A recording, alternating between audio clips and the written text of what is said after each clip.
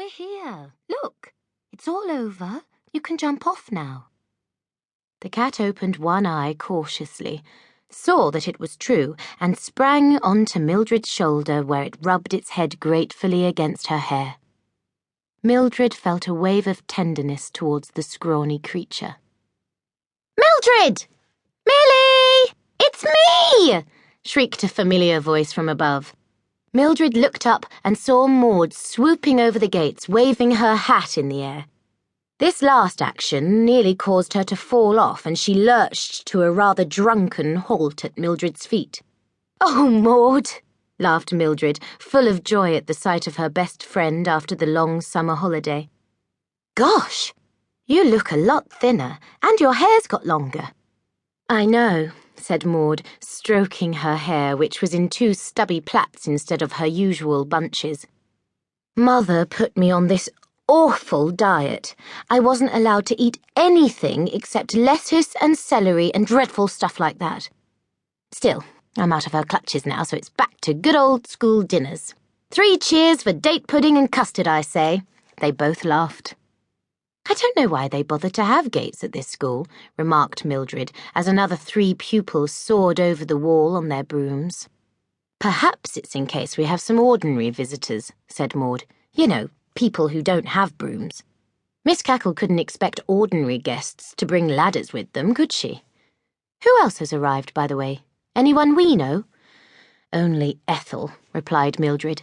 "She pretended not to see me, though. Not that I care, of course." Ethel Hallow was the form's sneak and goody-goody, and it was hardly surprising that Mildred felt unfriendly towards her after all the mean tricks Ethel had played during their first 2 terms, including almost getting Mildred expelled on 2 occasions.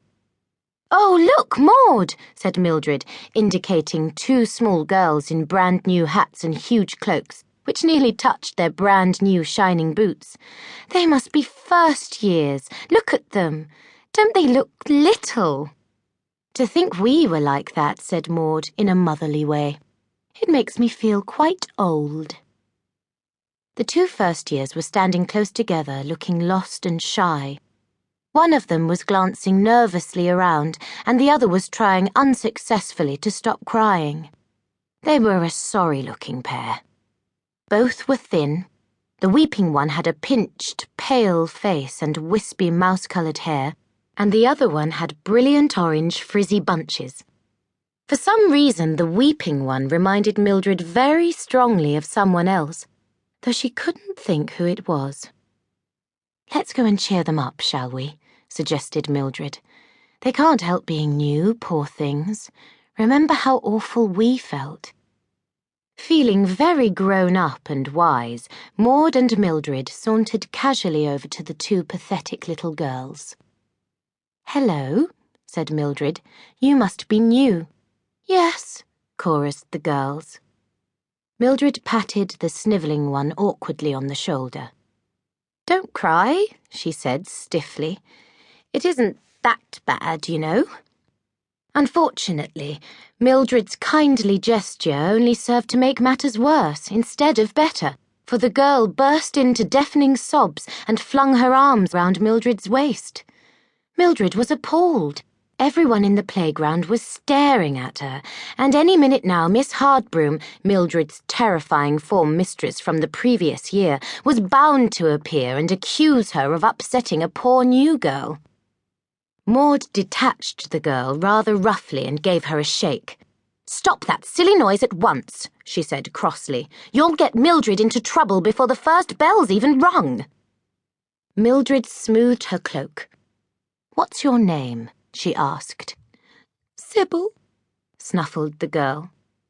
"Mine's Clarice," volunteered the other one. "Are the teachers strict here?" asked Sybil, wiping her eyes with a corner of her voluminous cloak. "Not really," replied Maud. "Well, Miss Hardbroom is," said Mildred. "In fact, she's the worst of the lot, and she'll be your form mistress. We're lucky this year because we'll get Miss Gimlet, and she's quite nice. But Miss Hardbroom's horrendous. She just appears out of thin air." At this point, Mildred broke off and looked around in case